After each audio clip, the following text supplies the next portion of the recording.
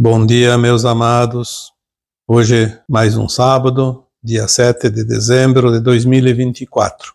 Temos aqui hoje mais algumas perguntas que nós vamos responder através de vídeos e áudios, porque responder perguntas mais complexas por escrito é muito mais difícil, já que exigem uma explanação melhor do tema.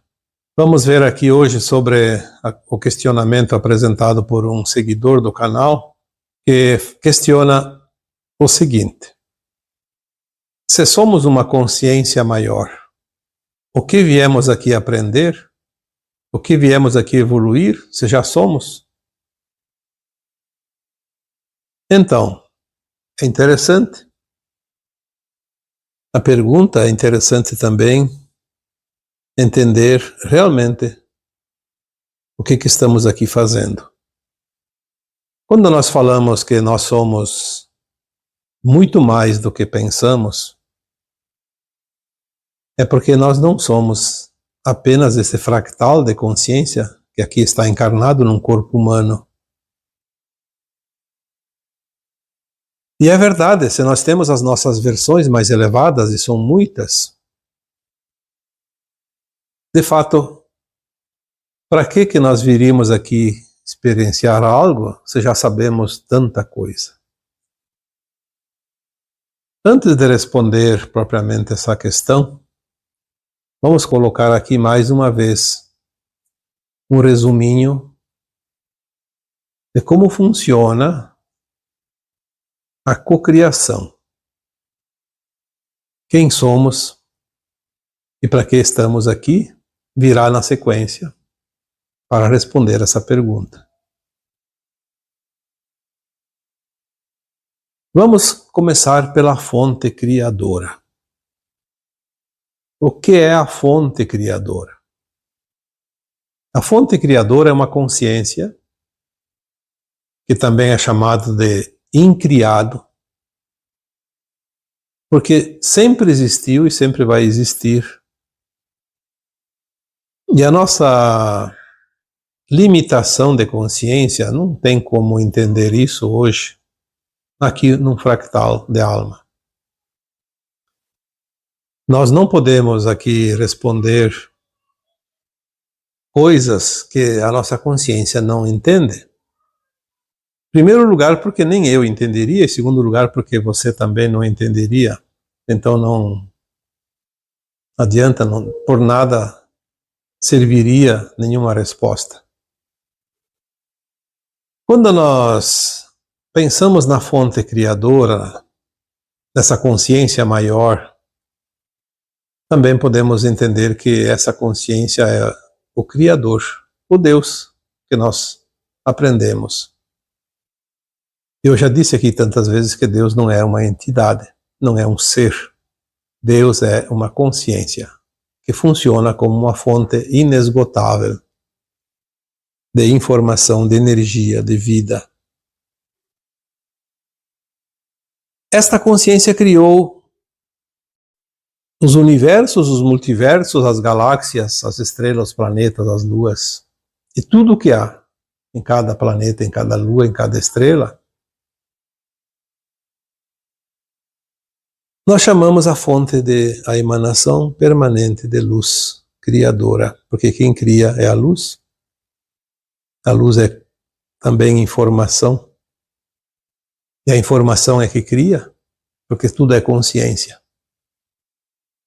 Quando começamos a entender este mecanismo, fica mais fácil compreender depois o que vem pendurado nesse mecanismo. Se da fonte criadora emana consciência, e tudo é consciência, inclusive uma galáxia é uma consciência, um universo é uma consciência, um multiverso é uma consciência. Uma estrela é uma consciência, um planeta é uma consciência, uma lua é uma consciência. E o que tem num planeta como a Terra, para exemplificar, tudo é consciência. Cada vegetal, quando nasce, cresce e vive, tem uma consciência ali. Tem uma inteligência. Senão ele não desenvolveria. Se um vegetal não fosse uma consciência, ele não se reproduziria, não teria o instinto de sobrevivência, de perpetuação da espécie. Ele não produziria flores, sementes e frutos, e nem desenvolveria. Ele poderia começar o desenvolvimento e se perder, porque ele não saberia para onde ir. Que cada parte do seu corpo vegetal é consciência, como nós temos um corpo formado de células, vísceras, órgãos, tecidos, e cada célula é uma consciência que está atrelada à consciência desse corpo, dessa alma que habita esse corpo. O planeta Terra é uma consciência, já falamos aqui, consciência de Gaia, uma consciência feminina que cocria, por isso a Terra é um planeta de consciência feminina, para poder criar. Uma galáxia é uma consciência porque ela tem um movimento espiral sincronizado, onde as suas centenas de bilhões de estrelas e outro tanto de planetas e luas têm um movimento circular em espiral perfeito. Se não tivesse essa consciência, uma galáxia se dispersaria. Daqui a pouco, planetas, estrelas fugiriam da sua órbita, se perderia no espaço infinito, no cosmo infinito. Por isso tudo é consciência, tudo é organização, tudo é inteligência. E voltando para nós somos então criados lá na fonte um átomo semente. Um átomo semente divino. Como uma semente do Criador. E vamos reproduzir tudo o que ele tem na sua consciência, porque nós somos parte daquela consciência. Somos aquela centelha divina, ou também, como muitos preferem, o eu superior. A consciência da nossa mônada, porque nós somos uma mônada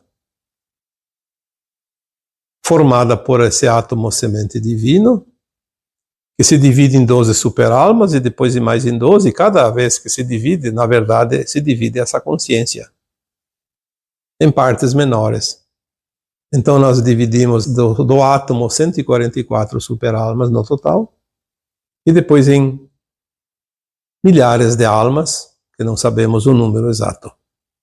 E cada alma se divide em fractais, também a quantidade não se sabe, mas também são milhares.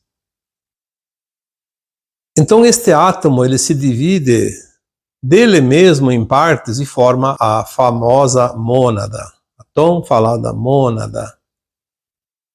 Então nós somos parte desta mônada. Nós aqui somos a partícula menor desta mônada, um fractal de uma alma que veio de uma superalma, e por sua vez são 144, e por fim, tudo forma esse átomo semente divino. A centelha de luz da fonte, o eu superior. Então a consciência que sai da fonte, que é do Criador, ela se divide, e ela, ao se dividir, ela leva consigo todas as propriedades, as características, as informações do seu núcleo maior, da fonte. Então nós somos, por tabela, deuses.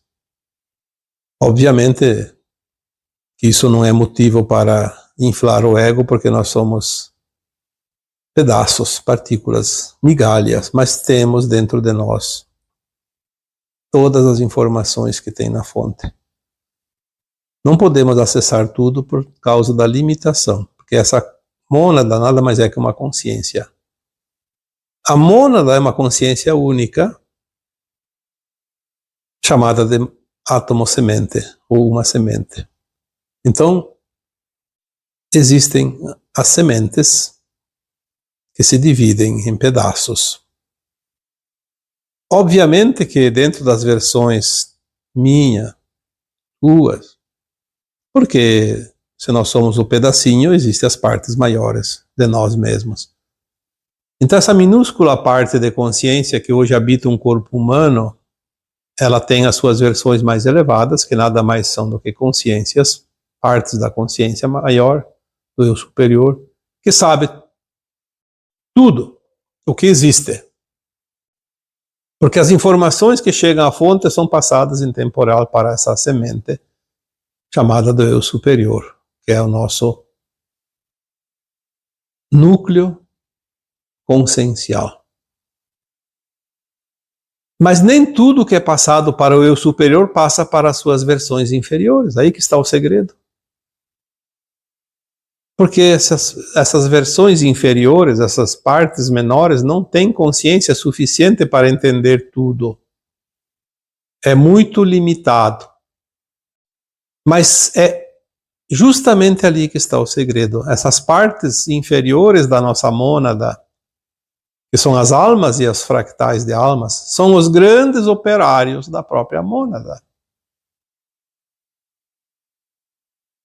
Então vamos falar aqui do fractal, que é o que nós hoje somos. A nossa consciência era tão limitada que ela não leva consigo, junto agora na consciência plena dela, desta encarnação, o conhecimento das suas versões mais elevadas, justamente para não atrapalhar a cocriação aqui num planeta de terceira dimensão de provas e expiações, como a Terra. Aquilo que aqui nós estamos aprendendo ainda não é do conhecimento das nossas versões superiores. E é por isso que nós estamos aqui. Então a pergunta que me foi feita é: se somos uma consciência maior, o que viemos aqui aprender? O que vamos evoluir aqui se já somos tudo isso?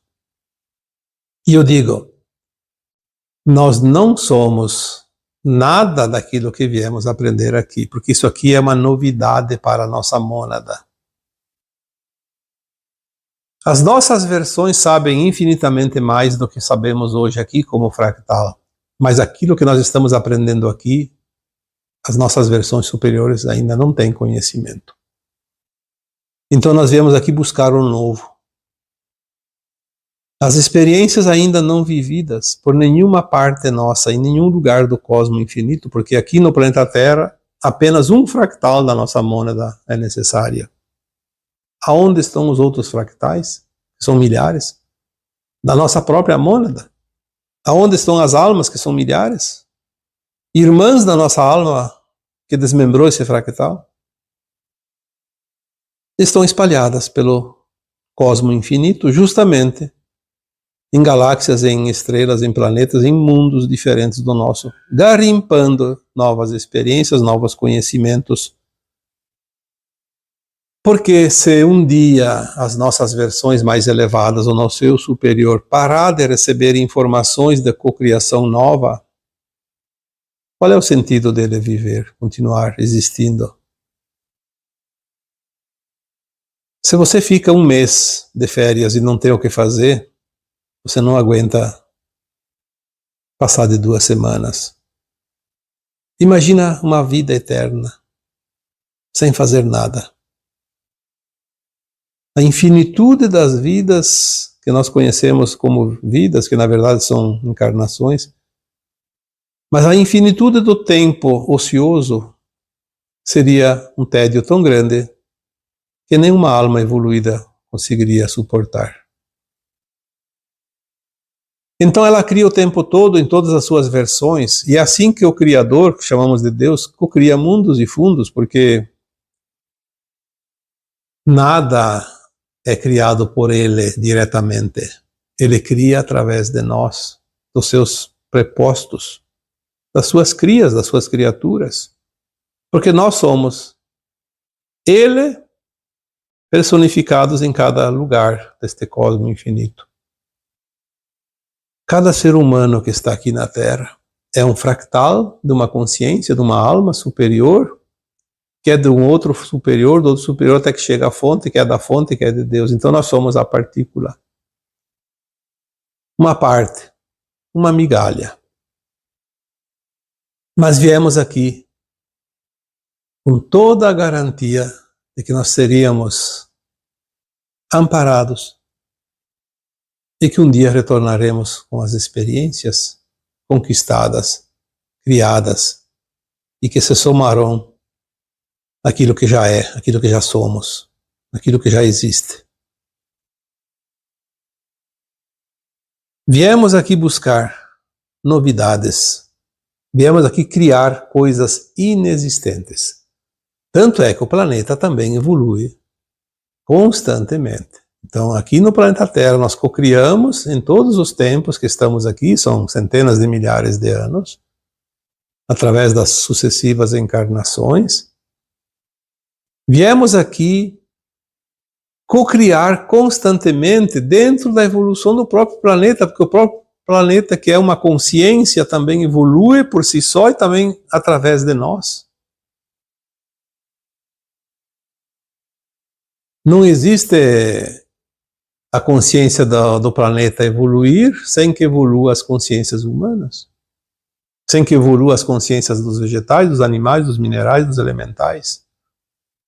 Tudo é progressivo e tudo é proporcional. Obviamente, a categoria de almas, de fractais de almas dentro do reino hominal tem um diferencial, porque elas têm as suas mônadas já construídas, diferente dos vegetais, dos animais, que são considerados reinos ainda em evolução, que um dia chegarão numa consciência do hominal, e daí absorverão uma consciência, parte de uma mônada. Por enquanto eles são poeiras de consciências, porque eles ainda não têm nenhuma responsabilidade. Estão evoluindo junto com o planeta, como parte do planeta, como parte do todo. Porque no fundo, somos todos um com a fonte, individualizados apenas nas experiências que cada um vive em qualquer lugar, em qualquer universo, em qualquer galáxia, em qualquer estrela, na forma que decidir experienciar. Quando nós começamos a entender este mecanismo do divino, é tão grandioso que a nossa consciência começa a apresentar dificuldades em entender. É preciso muito empenho, muita concentração para começar a formar o desenho do quebra-cabeça, porque são muitas peças para serem encaixadas. Mas nós vamos gradativamente subindo os degraus, como eu sempre digo, e pouco a pouco começamos a compreender. E olha, evoluímos bastante nos últimos anos, mas ainda estamos nos primeiros degraus da escada.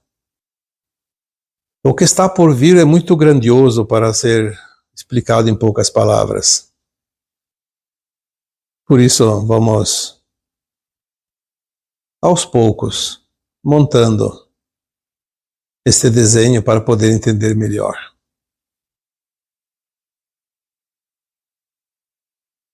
A parte, como nós vimos, está no todo. E o todo está na parte. Quando nós cocriamos, qualquer coisinha nessa parte, ela se encaixa no todo. Algumas orientações que nos foram dadas dizem que é intemporal. Quando eu cocrio algo aqui, agora, já no mesmo instante passa para todas as minhas versões superiores até chegar no meu eu superior e chegar na fonte, lá no átomo semente. E chegando à fonte, as outras mônadas e todas as outras consciências espalhadas pelo cosmos infinito, dentro da sua equiparação, porque obviamente as outras mônadas também têm fractais e não estão sabendo, mas lá o seu eu superior de cada mônada saberá a minha experiência. Então eu não estou cocriando e aprendendo só para o meu eu superior, para a minha mônada. Eu estou também contribuindo para que as outras saibam como a minha experiência impactou aqui. A informação passa para a minha mônada, mas também passa para as outras. Então, os outros também experienciam e também passam para o meu conhecimento, mesmo sendo de uma outra mônada. Essa troca de informações ela é dada lá em cima, lá no eu superior. Abaixo do eu superior, nem tudo que é experienciado por outras mônadas passa para o conhecimento das superalmas e das almas, porque às vezes elas não têm condições de absorver a informação de acordo com o nível da informação.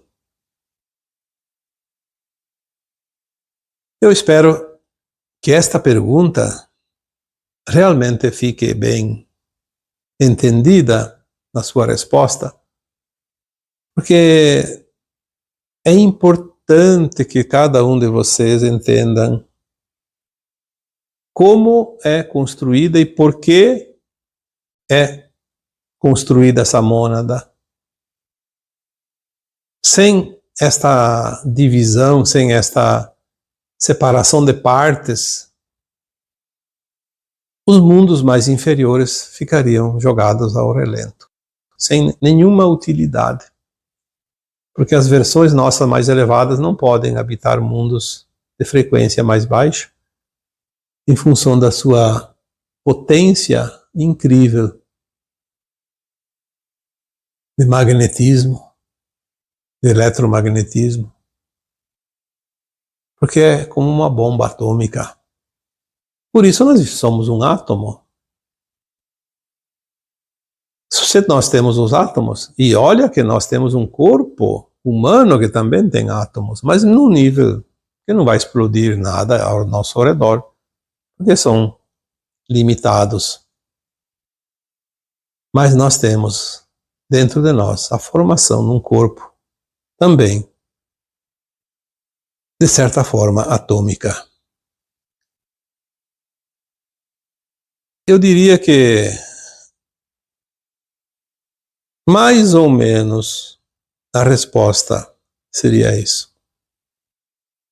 Talvez pudesse aqui acrescentar algo diferente, mas não vejo a necessidade, uma vez que estenderia ainda mais o tema, e vai ter que repetir do mesmo, porque não há muito o que dizer sobre isso. Além do que já foi dito em outros áudios, em outros vídeos, em outros textos anteriores, antigos. Hoje é apenas para confirmar e aprofundar um pouco o entendimento sobre isso. Nós não viemos aqui para aprender o que nós já sabemos. Isso não teria sentido. Nós viemos aqui para buscar algo diferente, que os nossos eu superiores, as nossas versões mais elevadas, o nosso espírito lá na fonte, o átomo, a semente, ele tem conhecimento, sim, tanto que nós não temos nem como imaginar, mas nós viemos aqui buscar ainda mais conhecimento para passar como bagagem para a nossa mônada. Não estamos aqui perdendo tempo, não. Quando falamos que lá nas nossas versões temos uma consciência mais elevada, sim, quando nós fizermos a ascensão agora, nós vamos ver quanto nós temos conhecimento. Mas não está nesse fractal, está na nossa versão mais elevada que nós vamos ser integrados. Então nós vamos ser esta versão mais elevada. Vamos ter um conhecimento mais alargado e mais o conhecimento que nós barganhamos aqui, garimpamos aqui, né, como fractal. E hoje dá tempo para responder mais uma pergunta. Uma outra pessoa, ela relata a seguinte questão. Sou casada com um narcisista, já com algum grau de demência. E isso está me causando muito mal. A pergunta é, se eu abandonar essa pessoa, é uma solução? Ou vou criar um karma. Então, nós não podemos aqui jamais dizer sim, não, separe, continue, mude, não mude. Não, essas respostas nós não podemos dar, porque são do livre-arbítrio de cada um. Nem os meus guias e mentores me dizem respostas assim, simplificadas. Eles sempre nos dão informações para que nós possamos montar o quebra-cabeça. Nesse caso, é a mesma coisa. Ser casada, e aqui deve ser, obviamente, uma mulher, porque ela diz sou casada. Se fosse um homem, seria sou casado, né? Sou casada com um narcisista. Bom, tem muitos homens casados com mulheres narcisistas e tem muitas mulheres casadas com homens narcisistas. Só quem passa pela experiência sabe do tormento que é. Porque o narcisista, ele é um psicopata em outro nível. O psicopata tradicional, ele é perigoso, nunca se sabe o que ele pode fazer, e ele pode inclusive matar uma pessoa, por exemplo, quando menos se espera. Ele é meio que ardiloso e esquizofrênico ao mesmo tempo, mas sem contar que podemos dizer que ele é um pouco doido também, né? Mas o narcisista, ele é um ser humano que tem consciência do que está fazendo. Ele não está fora da sua consciência, ele está com a consciência plena. E ele sabe exatamente como usar esses mecanismos de domínio, de persuasão e de enganação, porque ele engana facilmente. Ele é ardiloso. O narcisista, ele prepara, como se diz no popular, prepara a cama para outro deitar. Ele tem realmente duas personalidades muito distintas. Uma, onde ele aparece como um benfeitor. E a outra, ele aparece como um verdadeiro carrasco. Então ele apresenta a personalidade dele de acordo com seus interesses. O narcisista, normalmente, ele apresenta uma personalidade de benfeitor para todos os que o conhecem, menos para uma ou algumas pessoas do seu convívio. É onde ele aparece com a outra personalidade. O narcisista dificilmente ele é um problema para as pessoas que não são da família. Às vezes tem sim alguns relacionamentos de amizade, de vizinhança, de trabalho, etc. Mas o narcisista, ele se mostra realmente real, a sua verdadeira face ele mostra com os seus familiares, com alguém dentro da família. Nem todos. Às vezes ele é uma pessoa amorosa para parte da família e um carrasco para uma ou duas pessoas ou três, dependendo. Eles escolhem a dedo quem vai ser a vítima. O narcisista é um verdadeiro escravagista, porque ele escraviza a pessoa que ele resolve dominar. Talvez seja um dos relacionamentos mais horríveis que pode existir na face da Terra. Conviver com um narcisista. Nem sempre eles são psicopatas, já falei. Então, geralmente o psicopata é também narcisista, mas nem todo narcisista é psicopata. Ele tem personalidades diferentes de acordo com o momento. Então ele sabe quando usar cada máscara. Mas tem um aprendizado para quem também lida com o narcisista. Tem muito aprendizado. eu diria que são provas das mais difíceis que nós enfrentamos nessa escola terrana.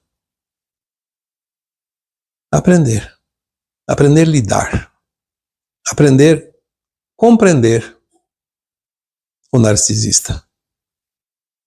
Porque se alguém passa hoje dificuldades porque convive com o narcisista, provavelmente essa experiência já foi vivida em vidas passadas, como tal.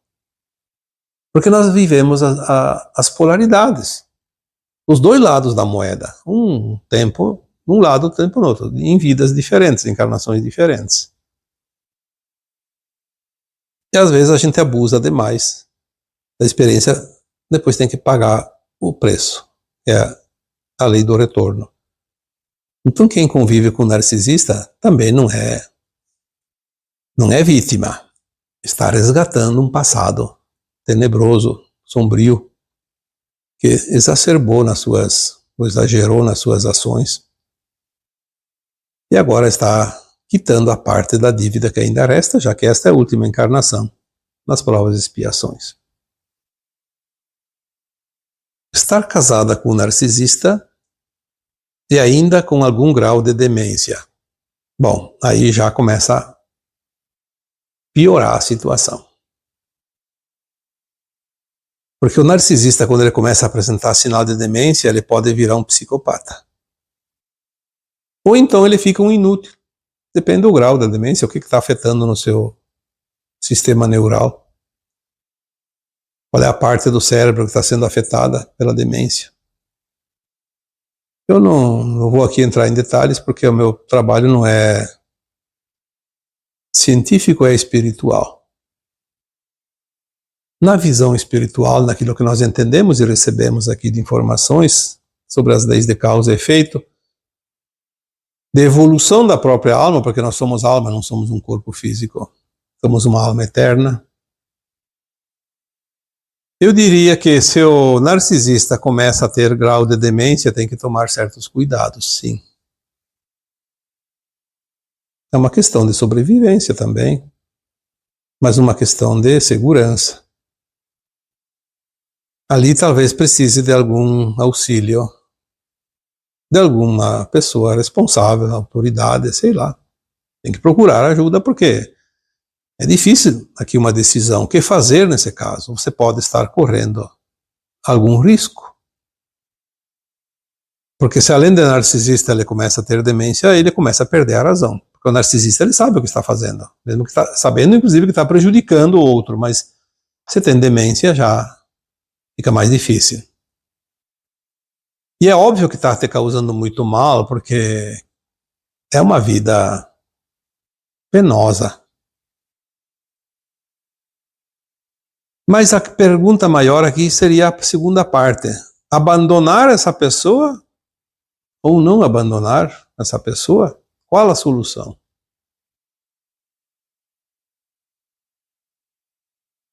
É uma pergunta que nós não podemos responder, eu já disse lá atrás. Mas veja bem, se você abandona a pessoa, você vai se sentir culpada.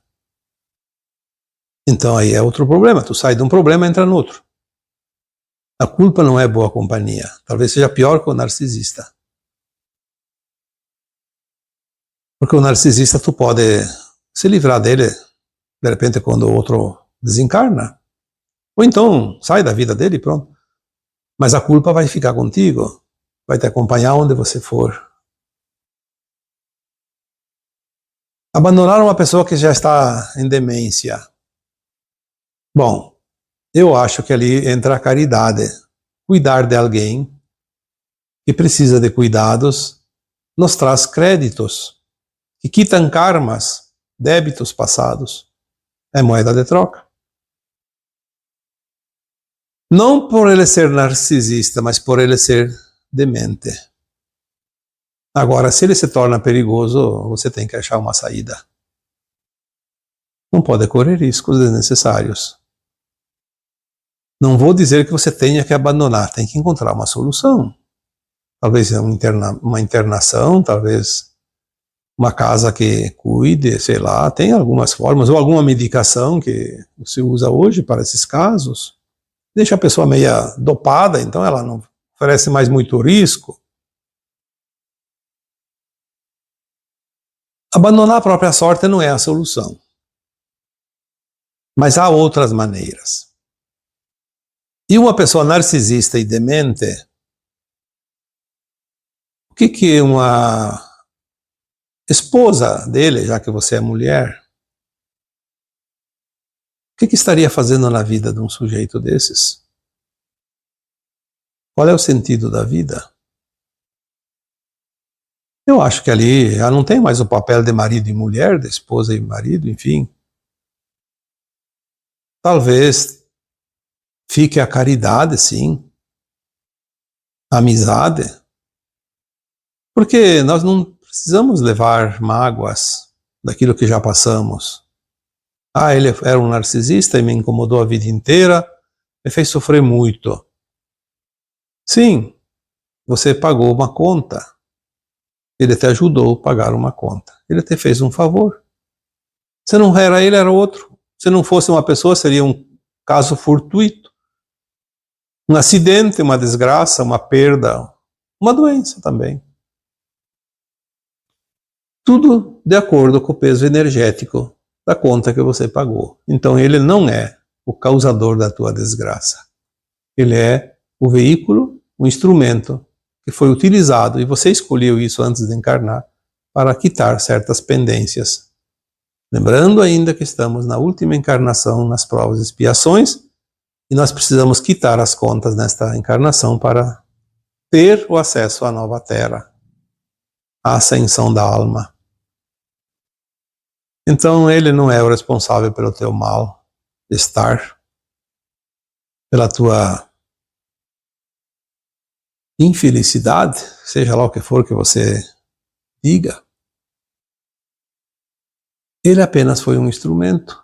Então veja o que tu vai fazer. Tu pode abandonar sim, se quiser, é uma escolha. Dependendo do grau da responsabilidade, vai ter consequências, obviamente, a lei do retorno. Mas há maneiras de se livrar do problema sem abandono. Lembre-se que eu já escrevi, já falei muitas vezes, a diferença entre largar e soltar. Largar é o abandono. Soltar é deixar. Deixar em algum lugar. Com alguém. Achar uma solução. Tu não é obrigado a ficar como mulher de um marido que já te causa sofrimento. Mas tu pode ser uma alma caridosa que encontre uma solução, uma saída para que ele não sofra também além do necessário. Porque a dor que você alivia em alguém, você vai aliviar lá em você. Lembre-se disso. Sempre é assim. Se não fosse assim, aí seria simples.